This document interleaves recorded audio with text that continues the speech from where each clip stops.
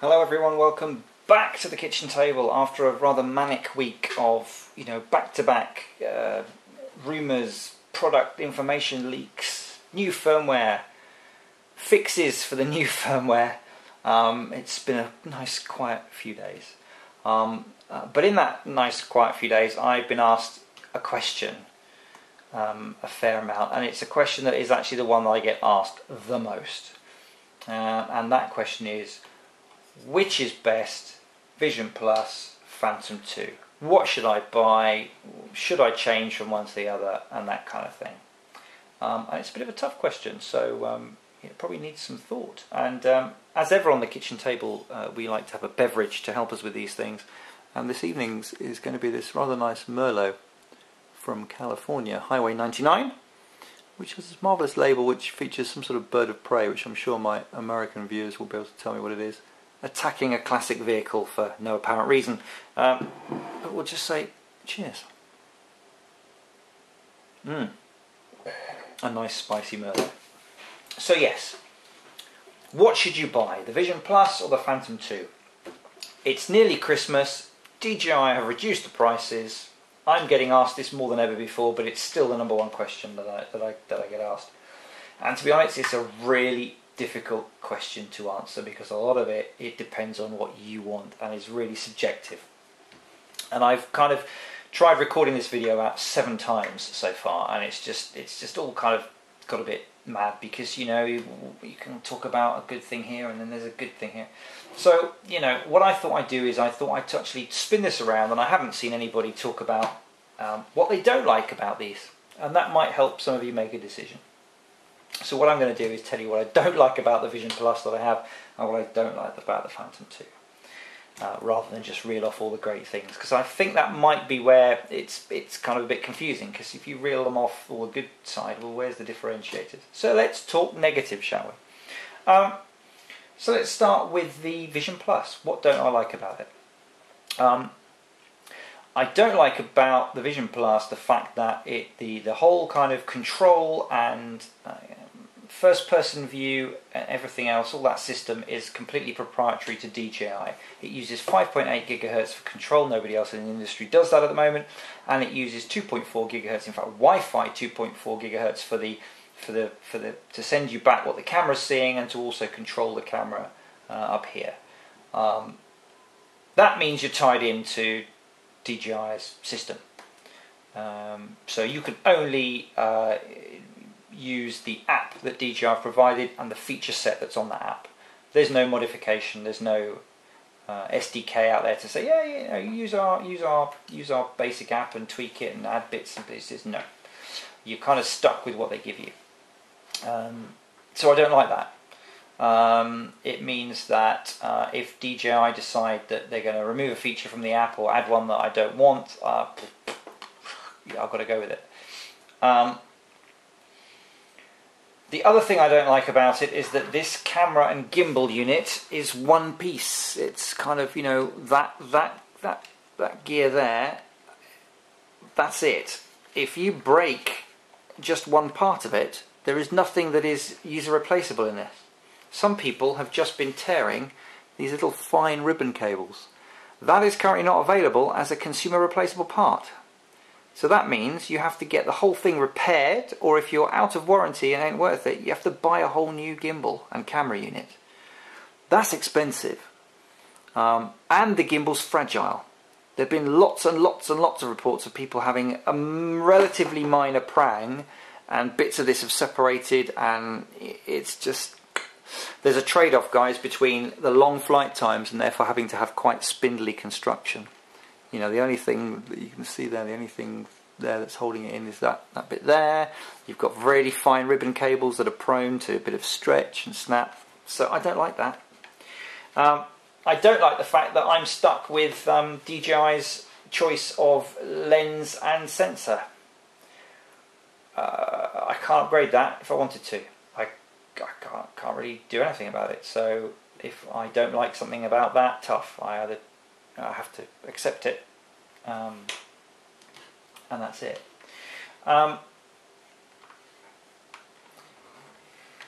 Some of the other things I don't like about the Vision Plus are the range. It uses 5.8, which is not as robust as 2.4, so you can't, if you're allowed to, and if you're into that, you can't fly as far away on the stock setup. There's always mods and some things you can do, but we're talking, you know, stock. I also don't like the fact that you need a fairly high-end smartphone to run the app, because there's a lot of video processing to get the stream out there. And it's not a native tablet app, although some tablets do support it. You know, and you're talking about the app as well. You know, you don't get the full kind of screen real estate, and the resolution isn't great on it either, because if you turn the resolution up, you tend to get, you know, unless you've got a very high-end phone, you lose blockiness. The other thing I don't like about it is the Wi-Fi transceiver is built inside. There's a module inside on the motherboard which seems to chuck out a fair bit of interference, and therefore the satellite reception on this is not as good as it could be. Some people find that when they turn their camera on, they lose almost all satellite reception, full stop. The new upgraded versions of the Vision Plus seem to have gone some way to try and resolve that by using extra shielding, graphite ferrules, and routing some of the wiring underneath the main board away from that big transceiver. But, you know, it's still there. Other things I don't like. I'm not particularly fond of the video output on there. It's okay, don't get me wrong, and it's subjective as well, isn't it? It's all subjective. The stills I think are good. I like the stills. I like the really nice, to me, the hue and everything, the saturation, nice stills. Don't like the video as much. And that's probably about it, to be fair. I think for the Vision Plus, things I don't like about the Vision Plus. What don't I like about the P2? I don't like the fact that when you buy a P2 H3-3D, you get the aircraft, the gimbal, and that's it. So, you know, you look at the price, you think that's great, but to get to the point where you've got something equivalent to this, you need to have or buy a GoPro, and it's a Hero 3 as well, because this is the H3 3D gimbal. I know people are using the Hero 4 on here with some mods, you know, cutting away bits, but it's not officially supported. So that's something to think about. So you've got to buy one of those. If you have one already, that's fine. I'm lucky enough to have an early one, so I've got the version 1 gimbal, which uses the so-called Hero port at the back. You can see there's no wiring trailing. This just clips in and gets power and transfers video through that. DJI decided not to pay the licensing fee to GoPro to use that anymore, allegedly.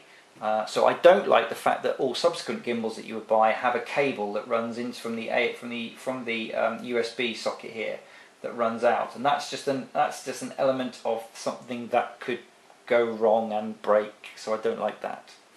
I don't like the fact that if you want to get a full FPV system, you're going to have to go out and buy a video transmitter. You're going to have to wire it up. If it's a DJI video transmitter like this one, you can get this little hub, which is quite cool, and just plug it in. If it's not, you can still use this hub, but you will have to solder your video transmitter into a special cable that they provide you into there. So that's not too bad, but you still have to do that, or pay to have somebody else do it.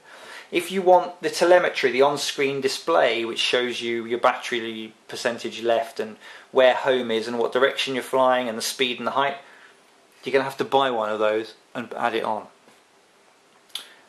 All of these things start adding weight, and weight means less flight time. So there's that. The other thing is, of course, if I've got the signal, now I've got my GoPro, I've put in a video transmitter, I've got to receive it on something, which means you have to buy either a screen like this, 7-inch monitor, or video goggles to see it on. It's more expensive. So by the time you've done all that, not including the GoPro, you're on a par with the spend on the Vision Plus. If you've got a GoPro already, or you wanted the GoPro, or you have another use for the GoPro as well, then it kind of, you know, but I don't like that kind of aspect of it that you've got to do everything else, and therefore it becomes heavy by the time you're adding this stuff on. What else don't I like about the P2? To be honest, that's about it. So there are probably more things I dislike about the Vision Plus than the P2. But having said that, where the Vision Plus wins is that if I want to go flying, I need that, I need this, and I've already got one of those in my pocket. Done. I want to go flying with this one, then I need to take that out of the flight case, mount that to that, get the antennas on it. I need to put the antenna on the back here, make sure that everything's set up, get myself sorted. It's just that the time from ground to flying is a bit longer. I don't find that an issue personally, but certainly it's not quite as user friendly. And you know, you can hand your smartphone around for people to look at. This one is a bit more kind of static.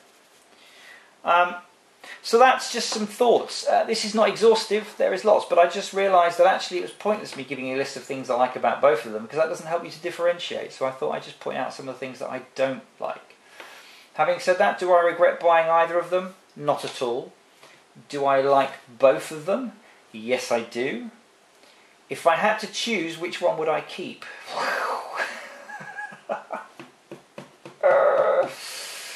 That's a tricky one.